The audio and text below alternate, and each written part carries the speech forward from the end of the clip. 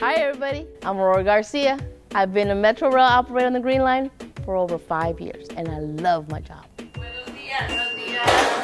It makes me happy visiting with my regular riders and meeting new ones, riding the rail and experiencing the urban environment along the Green Line. I believe the Green Line has helped in many ways, primarily just connecting different sides of town.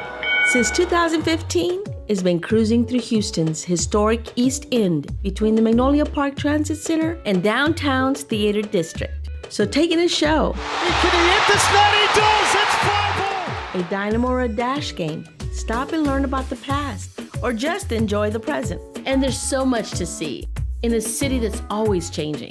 When I moved to the East End, I really didn't know what to expect. It was kind of like in a really good location for me. The East End is a cool experience for me because I get to kind of interact with people that I normally don't get to meet.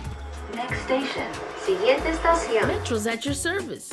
Let me take you and your family on your next adventure.